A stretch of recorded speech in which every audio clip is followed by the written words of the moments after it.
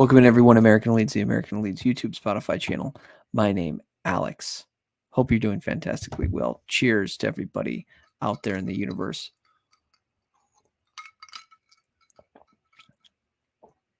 This is ice water. Stay hydrated. Stay active. Be all that you can be. What a time to be alive. What a time to be alive. Thank you for tuning in. If you like the channel, you can smash the like, put a comment into Spotify. That is the best and only way really to support me. And, if you like, you can also share it. And, but the biggest thing is the comments. I read and listen to every single comment. I think, social media is like my way to get into a pub in Leeds and talk about the Mighty Whites. And that's what I love to do. Love this club, fell in love, and it's got a hold of me. Want to talk about Farke's comments post-match. I thought they were interesting. A couple little nuggets out of there from LUTV, and then dig into Boro. Let's just dig right into Boro. Odds. What is Boro's form coming into the game? What do we think of our chances at the weekend in Elland Road, the fortress that is Elland Road? So let's get into it. Let's listen to the man himself, Daniel Farke, the signing of the season, as many of my colleagues have shared with me. You may need to turn your volume up if you're listening on the podcast. With this, because it felt today like a tough day, because last home games were always like at halftime the game was already buried. We started on the front with 4-0 lead, 2-0 lead, then you go into this home game with confidence. It feels like you go in lead after 20 seconds, then out of nothing you're back. And if you've worked on this level, then sometimes this type of games can be really, really hard. I'm pleased with the reaction, because sometimes you can lose the nerves, especially against a really good footballing side, Swansea. They are really good in possession, and once you have to open, they can hurt you. We didn't lose the nerves, we didn't give away chances, and we turned the game already in the first half. Although there were also one or two strange decisions against us, with offside decisions, Sam Byram, whatever. So pleased with this. But a few problems in our pressing. Our pressing was not spot on in the first half. We were a bit too reluctant, perhaps because we conceded this goal. Changes at halftime. In the second half, we had everything under control. The only thing that was... It's interesting to me, he still talks about the refs. We won this game. It was a little bit in balance, I would say, in the first half, but really in the second half, we dominated it. He's as frustrated as we are. Look, we know it's Leeds United. We know it's us kind of versus the world, especially now in the EFL. And the refs at this level are not doing us any favors. Missing was a fourth, fifth, and sixth goal, but good, really good performance. Key goal, the second goal, though, wasn't it? A really good time to score it. Yes, and also the way. So it seems like the guy have listened how we prepared these games, because the last row of Swansea has a tendency to defend always forward, and normally we are a side who want always, our offensive player want the ball into the feet, and we spoke about that we have to invest a bit more like in the painful yards that really hurts the opponent, especially in this game, to attack the depth a bit more, and to work also with chip balls to mix our game up. And yes, was obviously a great pass from Easton, top perfect movement, perfect ball control, also body control of Georgie, and then ice cold finish. Yes, I can live with this goal. Yes. Did that make your team talk at half time? Obviously, Georgie's finish was absolutely brilliant. The touch just before half time. An ice cold finish. Love it. At Rotherham, we conceded just before half time. So your half time team talk, what was said, and how much easier is it when we obviously go in there 2-1 up? Yes, obviously, there's no better moment to score a goal than just before halftime, and to have also then the tactical advantage that they have to open a bit more. But I would have spoken about our pressing anyway, to speak about a few details, because yes, in a few areas we were not that compact and a bit reluctant in the first half, although we turned the game and had several other chances. But I thought we could have been a bit more spot on, and that's what we were in the second half. And for that, a truly deserved win. Yeah, the control in the second half meant that there was never. I mean, Meslier didn't really have anything to do, did he, in that second half period? Everything was in front of him, was well organised. This is the most pleasing aspect. If you concede that early, but then not to lose the nerves and still to have everything under control, not to open gaps against a good counter-attacking, good footballing side. We didn't give away any chances, especially not in the second half. It was more the other way around. Our little problem. So when you have a look on the expected goals, I think it was 7 or 8 times that high than they had. But it was just 3 goals. We should have scored a few more today, definitely. But yeah, I take this 3-1 win all day long. We can actually look at the goals now because we have the ability with our little screen here to play them back to you and give you the opportunity to enjoy them again. So this goal, it's all in the making for the Somerville run, isn't it? Yes. So I really enjoy this. The gaffer looking at the actual goals and what went well.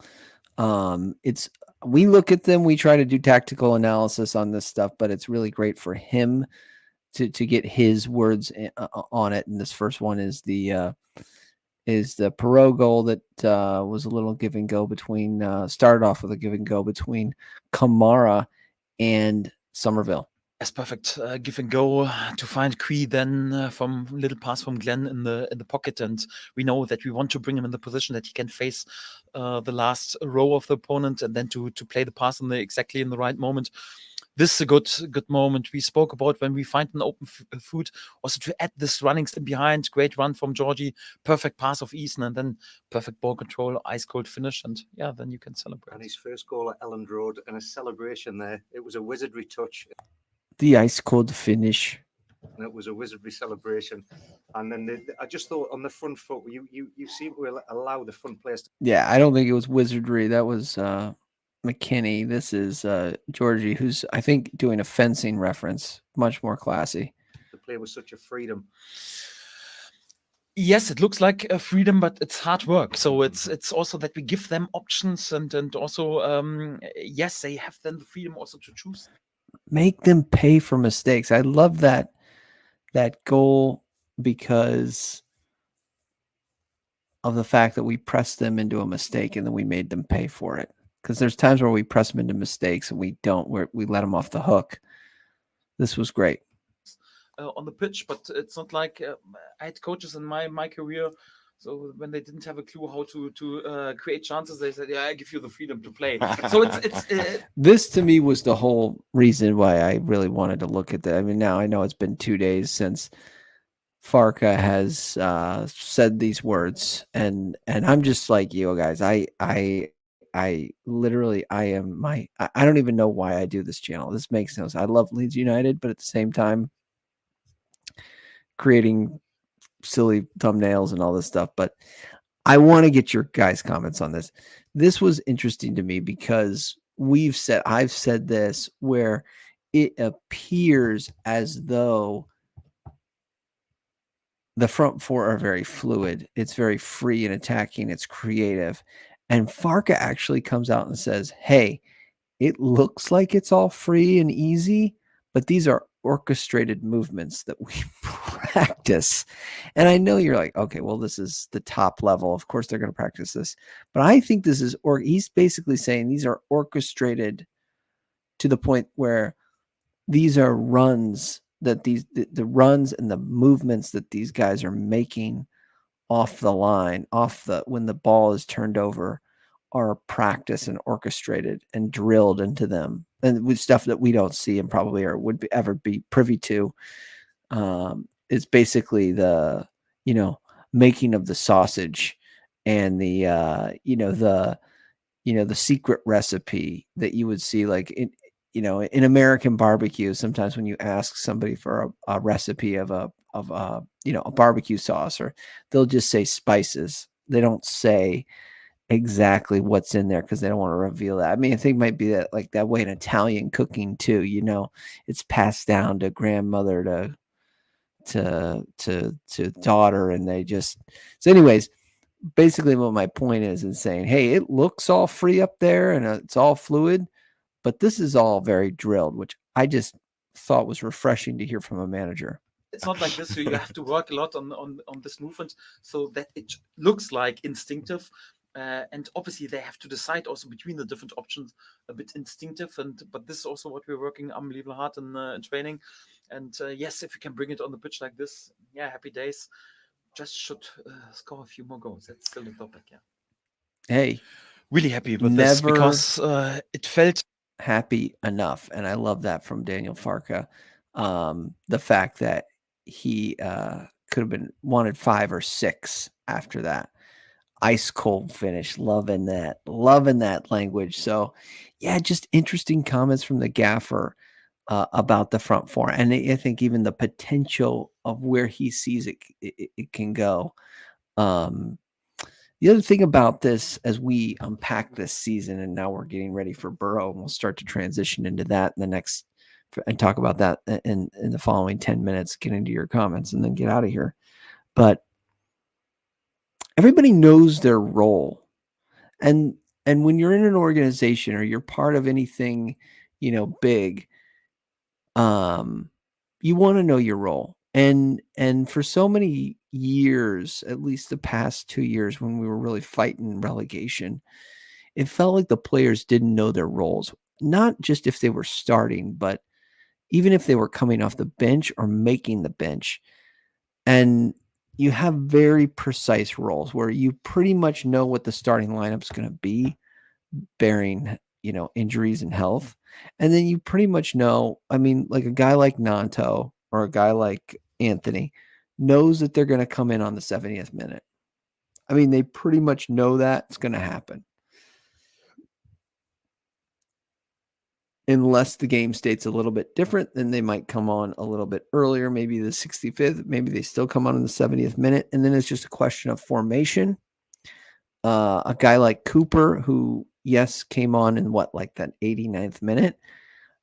Again, he knows he's getting his feet wet. He's getting a taste of the action. He feels like he contributed to the game. I think a lot of people thought, well, what's the point of Cooper coming on? I don't know. I little things like that, I think are big things. And again, just everybody from because we're starting to have a deeper squad, guys knowing their roles. And he also came out and said putting Elland on not in the team was one of the biggest decisions he's ever had to make as a manager. I find interesting as well. So, all right, let's turn the page to Boro. Boro coming in to Elland Road Saturday. We have Leeds United at a 55% chance of winning, 23% chance of draw, and a 22% chance at a Boro win. Interesting game. Boro's going to come in with a little bit of swagger. They beat Preston, who Preston was asleep at the wheel. If you looked at that game, it was like they were so turned off. I don't even know how Preston is 8th. It blows my mind. They were not tracking runners. They were literally sleepwalking that game. Boro buried them. They'll also come with a little bit of swag because they did beat Leicester. So Boro are 10th. Young Greenwood did come on in the Preston game at minute 70. I have to imagine that our Loney will not play in this game. So I think Greenwood will be unavailable, but I'm sure we'll get more clarity on that. 4-0 battering of Preston, dropped points against Bristol the week prior. Big win against Leicester. They have scored 29 goals, so they do know how to put the ball in the back of the onion bag, so to speak. 31 goals Leeds have scored, but they have conceded 26, a goal difference of +3. I looked at the 2 games. I'm pretty much like, when I look at games, I'm going to look at the Leicester game, and I'm probably going to look at Norwich. Southampton are still kind of a wild card. Norwich play desire to, I think, play a little similar than Leeds, as Leeds do. Norwich, in the Norwich game, Norwich, I want to make sure I say that right. It was 2-1 but they were architects of their own downfall. The Canaries. They had a sloppy turnover in their own half, and then they let a very direct ball kind of get played at the back line, and it was just 1-2 touches cut in, and it was a goal. I thought the goalkeeper was kind of out of position, so but Norwich had chances. Like, there were several chances and good opportunities they had to score, but they just couldn't execute. So that was an interesting game, very 50-50 game. Could have gone either way. And then the Leicester game that I rewatched, obviously Leicester dominated the possession heavily. They usually do, in that kind of Pep Guardiola mold of keep away and, completing passes before you score. They have a little bit, Boro has a little bit of a sneaky press, and that is a way to get a goal against Leeds. I wouldn't say it was necessarily, the blueprint's out. That's how you would get matches, or you get points against Leeds. You could score from pressing us. I do think, and that was maybe the frustration with the Swansea game, was, people wanted us to come out and, dominate possession early on. They did know how to press, and the game went exactly how I called it. I don't know if you paid attention to what I was saying, or I knew that they would come out and press, and there was a chance they would score a goal, and they didn't even score the goal from the press. They scored the goal from us being turned off because we thought we scored. So, anyways,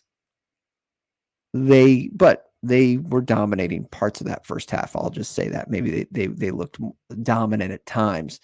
So, yeah, I mean, you could see Boro come out, maybe have some triggers, but unless it's coached by Marcelo Bielsa, and I'm unaware, which it's not. Carrick is not Bielsa. You can't press us for 90 minutes and expect to get away with it. It's just not going to happen. You don't have the energy to do it. I mean, the teams just aren't fit like that, and I think you'll pay to do it. So there might be some pressing triggers. They might catch us out, and they might score a goal. But I still think there's enough quality for us to put this Boro team away. Just checking over my notes here. Yeah, Boro got some into some unexpected positions by getting some turnovers high up the pitch. So this game will be, again, really about, Kamara probably had an off game, got away with it because it's the championship. So this, I'm sorry, did I say Kamara? Ampadu was a little off the previous game. So this will be another, I think, the old cliche, the game is won in the midfield. I think that Kamara and Ampadu will both have a heavy hand in the dictation of this game. And both of those gentlemen, their ability to play out from the back and not just necessarily play it into the feet, as Farke said, but maybe balls over the top, switch balls, things like this. And then we're going to be dangerous because we are going to get those counter attacking opportunities. Look, I think Farke is more like Klopp than he is Bielsa. I think that it's a 4-2-3-1. We all know Klopp plays a 4-3-3, but the positions that he gets these guys in running dangerously at the back line is, to me, much more like a Klopp.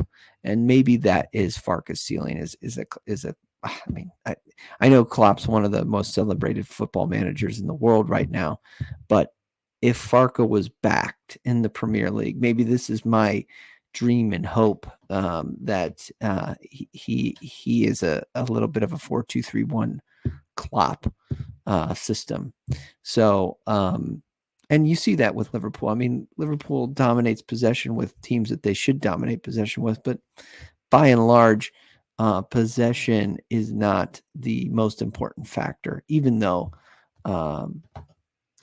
Farke has come out and said, we want the ball all the time. Any other notes on Boro? Look, I think this game goes obviously the way of United. I think it'll be 2-1. I'll be a little bit more conservative in this respect.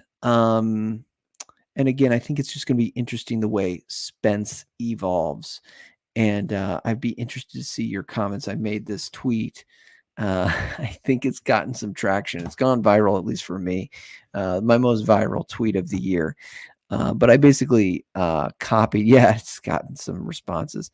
So I basically copied a highlight reel of Archie, and said, "Hey, and he's done incredibly well. That he's on fire, and that Spence has got some work cut out for him, and it's been taking off, making the rounds a little bit. 57 people, which is high for me. I think there's more than that. I don't know what the metrics are on this thing here. What do we got? What are we up to? 17,000 views. That's pretty good. And Big Joe, big shout out to Joe, and the One Love out there for Leeds United content creation. But yeah, I mean, Spence has got some work to do if he wants to get in this lineup. So he's been out for a long time, and Archie's put in work. I mean, I hate to be like an old man. The kid's, what is he, 17? He's put in the work. He's put in the hard yards. And Jed, I think he's, if Jed can, I've said if he can get 60 to 70% of Jed Spence of what he was with Forrest, then absolutely he's locked on, nailed on fullback for me. And but this kid's a talent. And you haven't been here. And unfortunately you've been injured. You're back now. But you're not, you're going to walk in, and that's different. And even with Junior Firpo, I think Junior thought he was going to walk right back in. Sorry.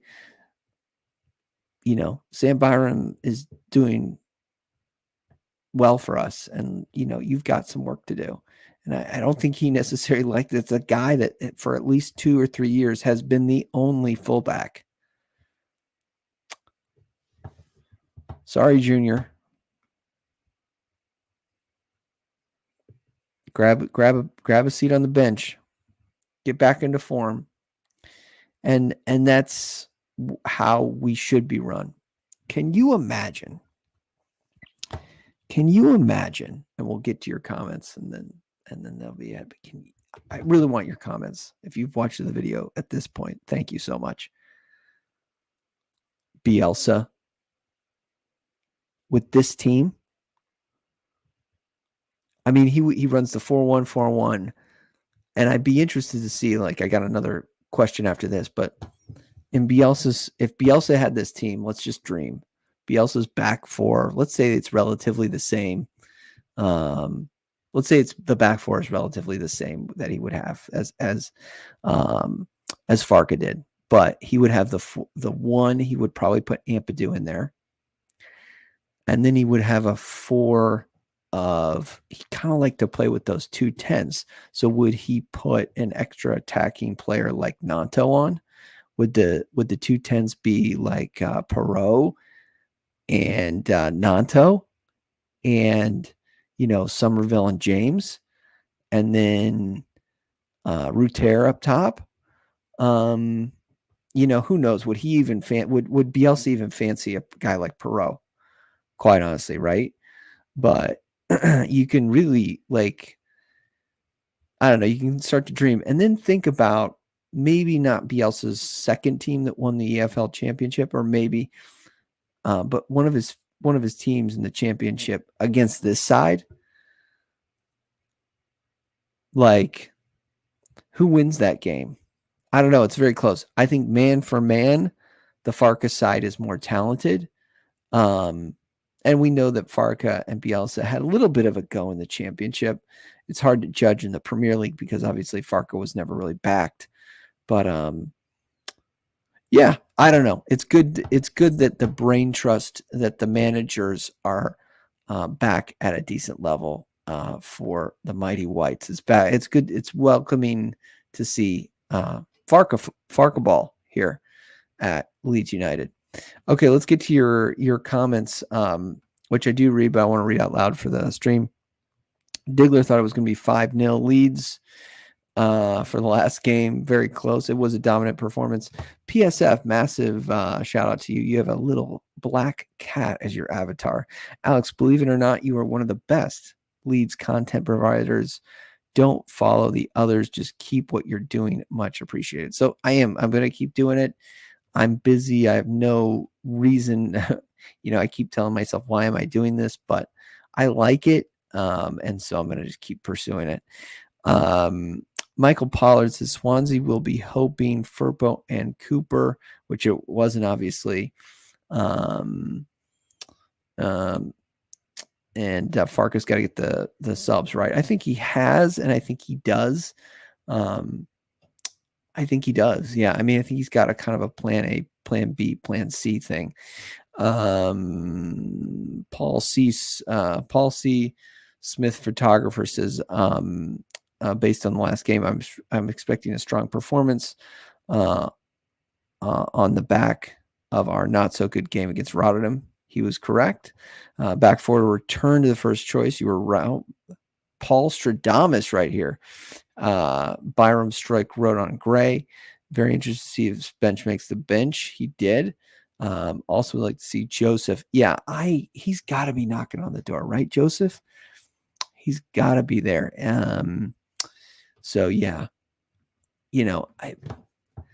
has Luke Ayling played his last game for Leeds United? That's another question that kind of popped into my head. Grab a drink real quick.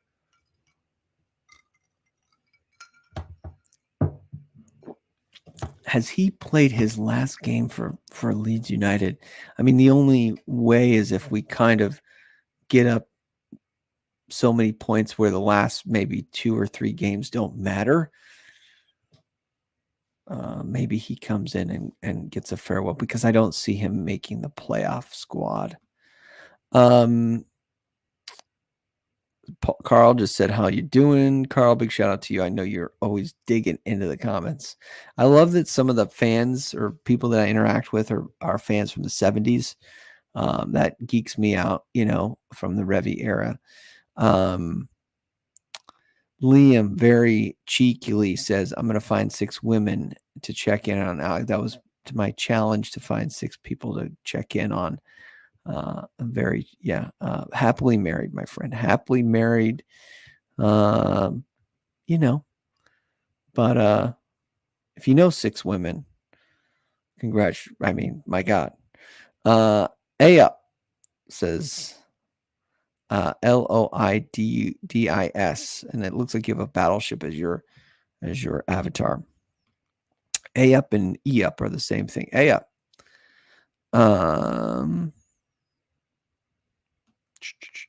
Little comments about Cooper. I think he's still got a role to play. 2-1 was your prediction by Johnny Peacock. Very close to that, my friend.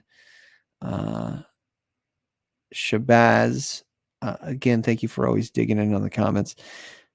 Digging in just means getting stuck in. Swansea will come out to play. Yeah, absolutely. You got that right, and they did. I think Boro will come out to play. It should suit us. First goal will be important, and I hope that we are. I thought it was a potent performance. Last thing, and I'll just end on this. A lot of people were complaining again in the first half that we weren't able to kind of dominate the game with possession. But to me, when we did have possession, and they really didn't get a sniff too much at goal, especially in that second half.